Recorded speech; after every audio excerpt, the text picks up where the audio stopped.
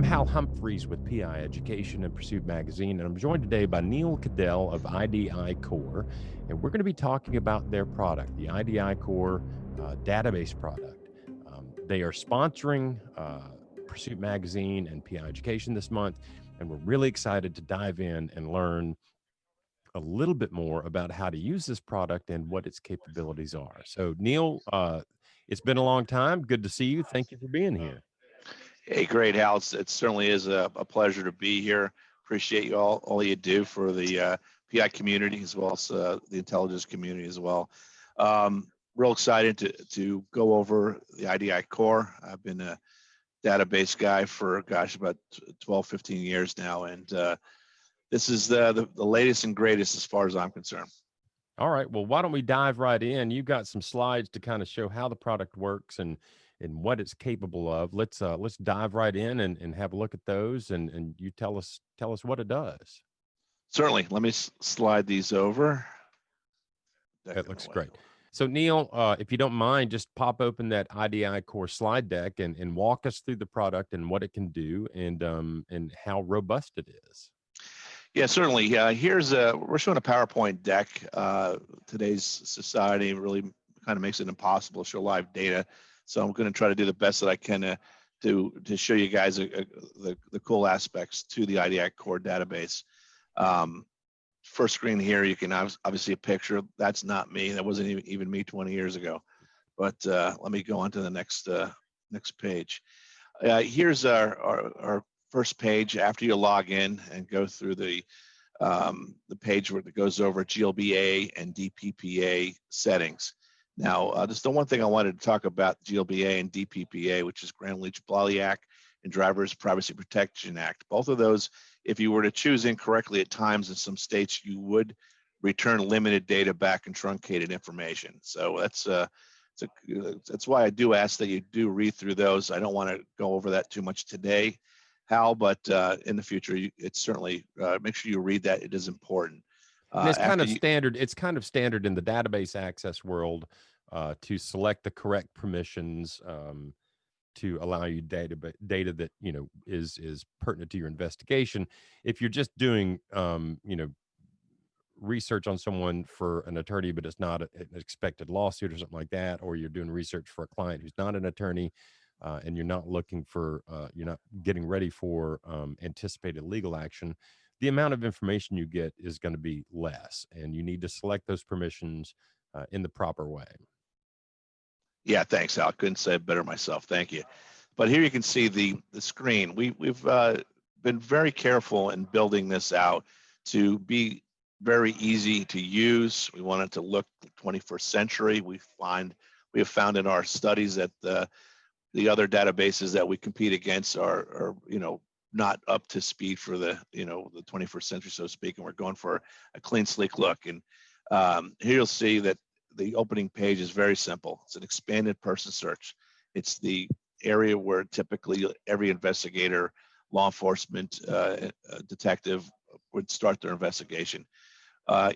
Simple is the way to go about the database. If you have a social security number, just use that.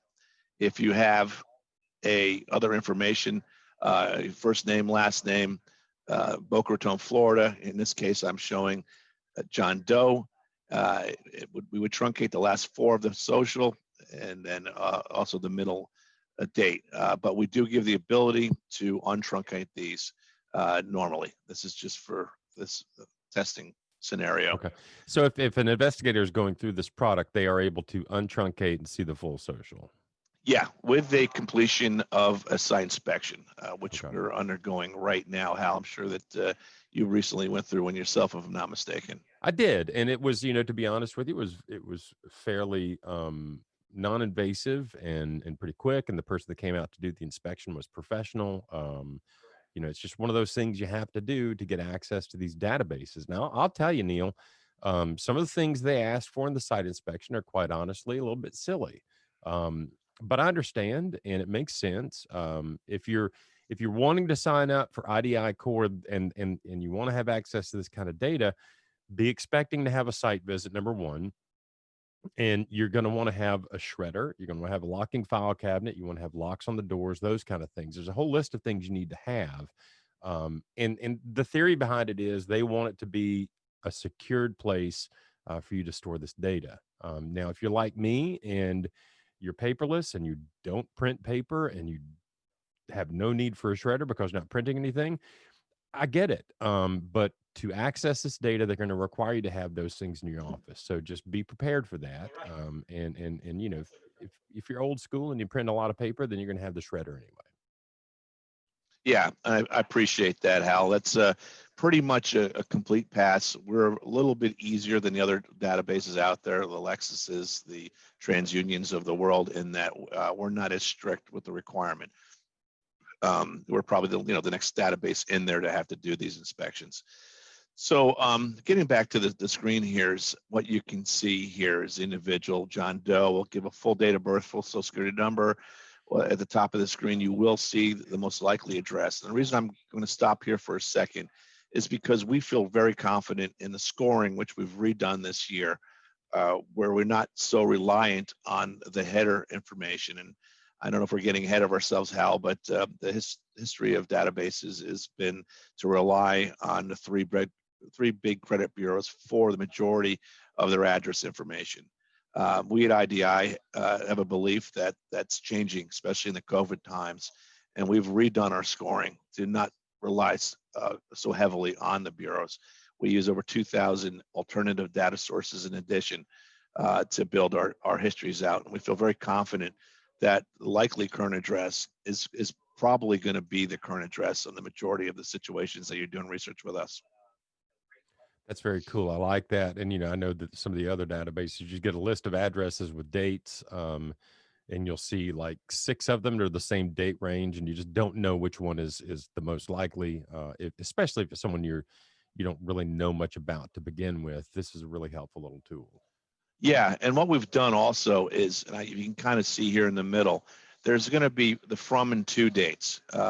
Over the years, I've been a big proponent of showing my customers that it's really more important to look to the from date than the to date because of the way the bureaus work with their privacy mailers. They continue to send out, even after an individual could be dead, they're still sending privacy statements out, thus giving a false positive to an address.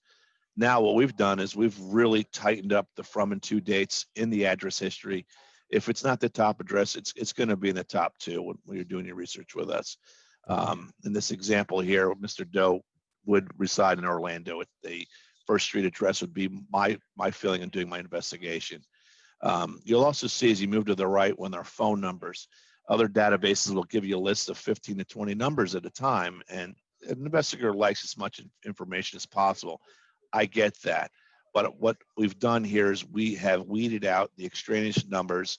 We've done scoring against them by using dates and other algorithms to only bring you the most up-to-date phone numbers on an individual. You'll see here that we have a couple of residential lines and we have 1 cellular phone number for Mr. Doe. And in this estimate, in this likely relative and associate area, we're only showing John Doe twice. Typically, you're going to see first degree relations and associates. We wanted to keep it simple for the purpose of not taking too much of your time, Hal. I know I could go on forever talking databases, as you've probably seen in the past.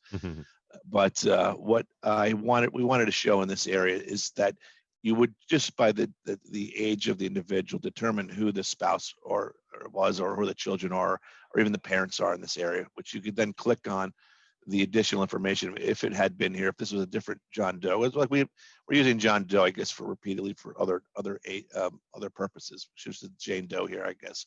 But you could click on this record here, and you would have jumped ahead to the wife or the other family member's address and information, just as it sits here. We do have email addresses. We have IP addresses, which are pretty unique to IDI. It's a tough get in the data world is a good IP address. We've found a lot of cases, the law enforcement world have been broke by tracking down where an individual's been using their laptop computers, be it at Starbucks. And a lot of times these IP addresses will pop a good address for an individual in a tough investigation. Wow, that's handy. Yeah, so we had a big case that was in a trial trafficking case recently, that a law enforcement agency was able to use that to find actually where a child was, and when we were not in the area where they thought the person, young person, could be. Huh. So that was a great great win for the law enforcement community. Well, real quick before we move Yep. on to the next page, the, Sure. the phone list. I mean, one of the things that frustrates me like nonstop with a lot of the database services is the 15 and 16 phone numbers that pop up. And I know that with my record, on some of the other databases, there are 15 or 20 phone numbers, and it's literally got phone numbers back to my college days. And businesses where I used to work and that kind of stuff. And I mean, that might be interesting to know, but if I'm trying to get in touch with somebody, this is what I'm looking for. Yeah, that's great, Hal. And it's, we've done some focus groups. We've sat and had some really interesting meetings. My C-level executives are sitting here every day, wanting to build continuing to build the best database. We're continuing to evolve this, and a lot more cool stuff coming. I think we'll talk a little bit about later. Let me Cool. go on to another slide here. Yeah. Yeah, here you can also, with the reverse phone search, this is a search that I really like. It's going to come back to the same information, but what we've found is with the mobile numbers, individuals don't have as much credit as they once had, especially in COVID time. They also, the millennial population is more of a lease first mentality, and it does show a footprint, but not as much of a footprint as some of the other individuals in the past have done with loans. So we found the mobile number has been a great way to connect back to the proper address. If we had put in, John Doe, we didn't have the social, and we put a possible date range in, we might get a multiple number of hits. We also recommend that you just use a cell number to start your investigation there. That actually will bring you right back to all of the information that we would have had if we had started with a social security number. I know one question that a lot of investigators and the general public have is, you get phone calls sometimes from scammers, and they're using a spoof card or some kind of thing like that. Is there any workaround for that? Yeah, it's great. I mean, there's all the different apps out there to help you with that, but in all honesty, we're catching those numbers, and a lot of the times when we're buying data, and the numbers of phone numbers that we're getting from our providers are just exploding because there's multiple fake numbers out there. So we found a way to screen those out. Being able to bring that to the general population is a whole nother story. Okay. But yeah, we like the numbers. The other thing I wanted to point out is, like the other databases, we do have a reference ID area. You could put your case number in there, track it back at the month's end or case end in order to track how much usage you had on an individual. And now, is that a required field, the reference ID? No, it's not. But you could make it a required field within your My Account area up here. Okay. Also, there's a history button up here. When you click on the history button, you are able, top right, to reverse back to all the searches that you did, and all searches in the last 24 hours you can rerun for free, and it goes back to 200 plus searches that you've done. If it's over a day old, and you can run it again, but it will have a cost attached to it. Okay. And that, again, that's fairly standard in the industry. Yes, it is. Here I've jumped ahead to what we call our motor vehicle page. Now, what's really cool about this is you can run a tag, or you can run an address or an individual's name to get vehicle registration data in about 40 states that we get currently, as well as what we call owner-operator data, which I found very interesting in that it's tough to locate subjects that are out there. They still might be pretty good fathers and spouses to their loved ones, in that with the owner-operator search is more connected to a marketing file connected to vehicle repair shops, oil change businesses. It's a huge file of data, and in that data field, if you brought your wife's car in for an oil change, you're typically paying for the oil change. It's going to capture your information, your address, connected to the individual, and the truck, and in this case, a Ford F-150. And that's going to be connected to not only the license plate number, or the number plate registration, but also the VIN number. Yep, we have that information as well, and the address information, which might not be the registered information. You'll see owner as opposed to registrant here. This address could be different in certain scenarios. The operator address, I mean, down here could have been different than under the owner's address in the registration. Okay. So that's a search that's out there, but with some of the smaller databases, but it's not properly utilized. And we've gone full throttle in building this out, and we're going to continue to work on this as well. And there's our vehicle coverage map, and you can see the blue is all the states that we have current vehicle registration. The gray area is areas where we have the owner-operator data. And you can see here the big win is in the state of California. I have a buddy who's a PI out there, and he's always telling me I'm never going to find him. He kind of lives off the grid. He's a PI, a couple of years younger than I. I did the owner-operator search on him, and I found his wife's vehicle and his daughter's, and used a Google Map image back to his address, and I clicked the picture of that and sent it back over him. Told him I tag he's it, and he got a good laugh out of that.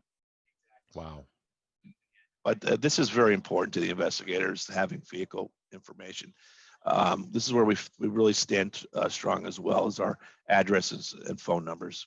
Okay. And I will say, I had a chat with Steve Mason last week, and Steve's out in Arizona, and he was talking about they worked on a case. It was a hit and run case, and they had a description of a vehicle, but no tag number. And they did a search for that kind of vehicle, and they ended up finding a photograph of the car with this like unique bumper sticker on the back, and then running the number plate through idiCORE and being able to identify who owned the car. But it was an older lady, and the driver that people witnessed was a young man.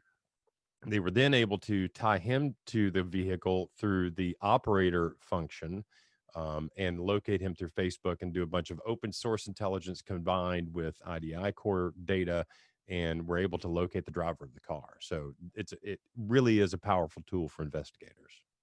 Yeah, I appreciate that. We have a lot of the stories that are out there, and I always encourage anybody who has a really cool story to send it my way at IDI. I love hearing those. I'm a PI for 23 years prior to getting into the data world, and I still can't take my PI hat off at times. Let's see here, the next slide. Where we're going to expanding our foothold is our criminal search capabilities. This is what we have currently, and it's pretty voluminous with we have a couple different files that we pull data from for criminal backgrounds. We're also adding to this. We're going to be adding live arrest and incarceration data, meaning that if somebody was currently incarcerated or had recently been, we're going to capture that information connected to their records and their booking photos. I've seen this in beta, and there's typically on individuals, not just one booking photo, but I've seen up to 50 booking photos, which is pretty wild. You get to see the evolution of their downward spiral from the beginning towards the end. You get to see the timeline effect of crystallized methamphetamine. Yeah, it's pretty interesting.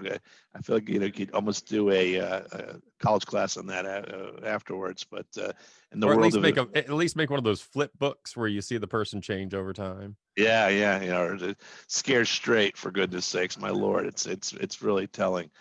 But this is the area where so I started over at IDI. I kind of asked, what do you guys want? And talking to people like yourself and the other investigators out there, and I went to management, and they were very minimal to evolving this database, and that's one of the things that we're adding. We're also, I'll just even jump in here because it kind of makes sense as well.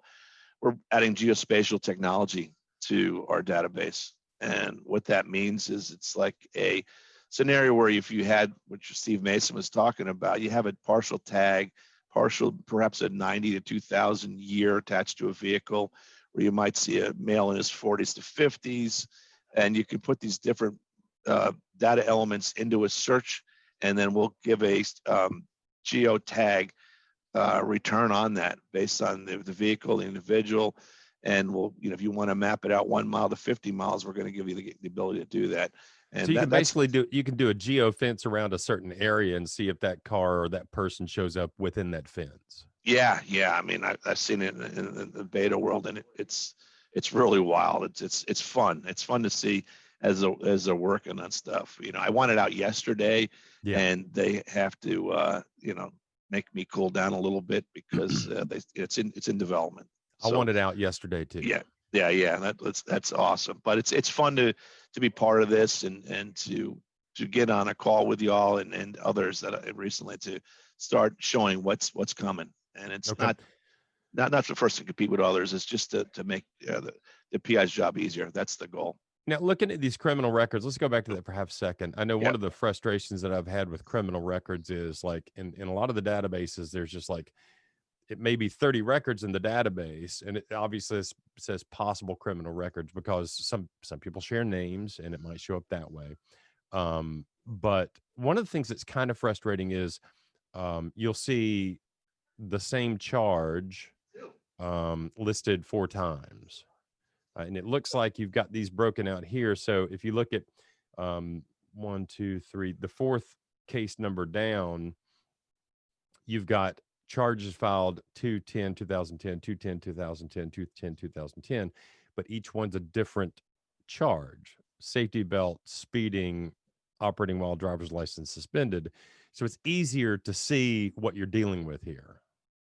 Yeah, and to that point, you know, we've seen the other databases out there. This is a next evolution, next generation product that people have developed. The idiCORE worked on the TLO product before that, the Accurate product, and it's just an evolution of what looks better and easier to use. And the redundancy is the biggest piece of information I think they took in moving forward when they Yeah, were. I would imagine your guys spend countless hours deduping these files just to get down Yes. to real usable information. The other thing that I like about this is like one of the problems I have with databases in general, and not just like these paid databases that we investigators use, but like online available, like public open source intelligence databases. You have to train your eyes where to look for certain pieces of information. And if you're using one system all the time, you can kind of like when it pops up, your eye goes immediately where you to the thing you're looking for. But if it's a new database or an unfamiliar database, it can take you, up to a minute to identify what the thing you're looking for is. And I'm speaking specifically about some of the other commercial databases. When I'm looking for the charge and what the person is accused of having done, I have to search like within their database. My eyes have to look on several different spots to find that. On this screen, I'm looking at case type description. And as you said in the beginning of this, it's like simplicity is really key to getting your search done quicker. Yeah, I mean, we're almost making it dummy proof, really, to not to insult anybody. We've even added a search within the results button at the top right, if you can see that up there. Okay. So wherein if you wanted to, find one of the charges and your eyes are tired from working all day, you could put in concealed firearm, and all the matches to that within the record would pop in one by one if there was more than one record. Or you could key in domestic and it would pull up all the domestic violence Yeah, charges or right. whatever. That's great. That's Yeah. fantastic. Yeah, all little things that we kind of gotten from our customer base, which has been pretty cool over the last year or so. There's been great developments here. I know a lot of people have tried different databases out, use multiple. I think we've always agreed that multiple databases, are smart. No one database can fit all needs, Right. but having multiples is good. We just want to be number one in the waterfall, make your life easier, and as you grow your business is one thing I always would like to talk about to the investigators. Grow your business. Don't be afraid to get bigger than you are now. One-man shop, get to a 10-man shop. That should be every guy's who's on the way up's goal. Yeah. Okay. Well, cool. Moving on. What's next? Well, that's the deck that I had, Hal. I was Okay. going to kind of come back and just touch base on some of the stuff that we're moving to in the future and Okay. talk Yeah. about. Let's do that. So, talking about the geospatial technology, we're also building an app for the database for idiCORE. It's not a miniaturized version. It's a completely different product, and we're going to, specialize it to reversing a tag, reversing a phone number, reversing an address, getting a booking photo up for the law enforcement community out there. I don't know how many times you've been out doing a case where you follow somebody and they go into a store or public transportation, and you get on there and there's 3 different people look exactly like your guy, and then Right. unfortunately you might follow them the wrong guy off the public transportation. Why not have a picture on your phone app to have it there for you as you've done your research, maybe on the fly for that day? Yeah, I do have a question for you. Are we going to have to are we going to have a shredder and a locking cabinet in our car for this? Of course. No, no, no. No, yeah, no. In fact, the shredder's actually going by the wayside as a requirement, is my understanding.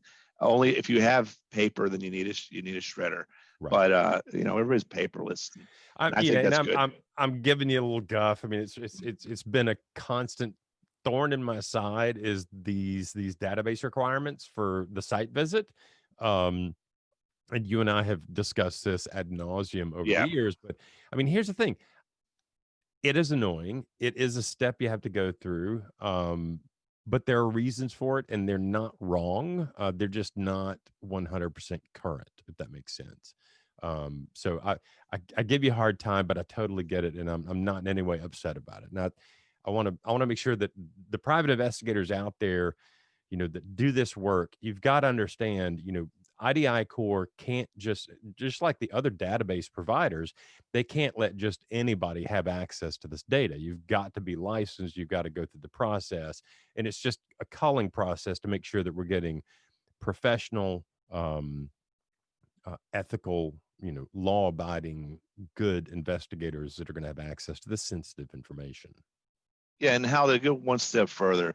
All we need is one bad actor out there to come in and try to pose as another investigator, or to decide that he's just going to be a rogue, crazy investigator, go out there and start running celebrities, politicians, and then God knows what else can go from there.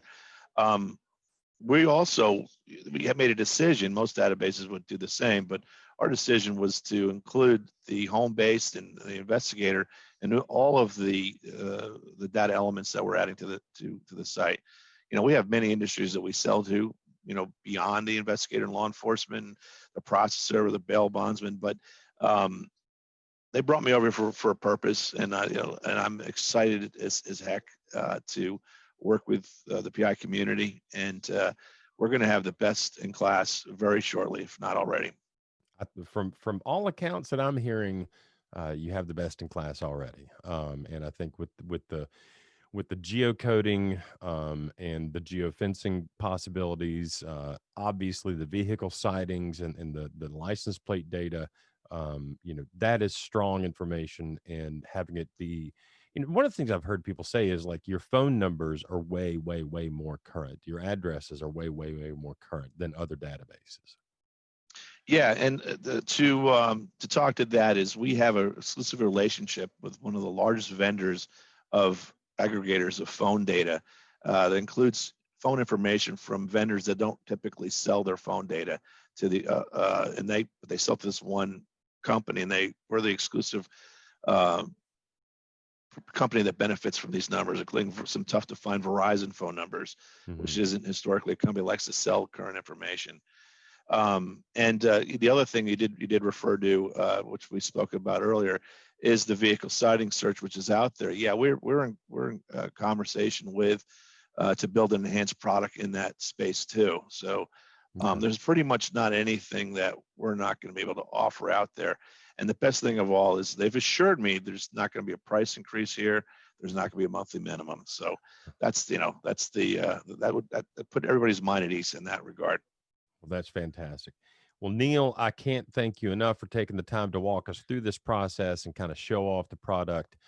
I've got my username and password, and I'm going to hop in there and dig around in the next couple of days and play around with some cases that I'm working on currently. Neil, thanks so much for being here. Appreciate it. Thank you, Hal. Thanks to Kim as well, and the whole PI education community there. I look forward to the next time I get a chance to sit down and have a conversation. Sounds great. Thank you. See you.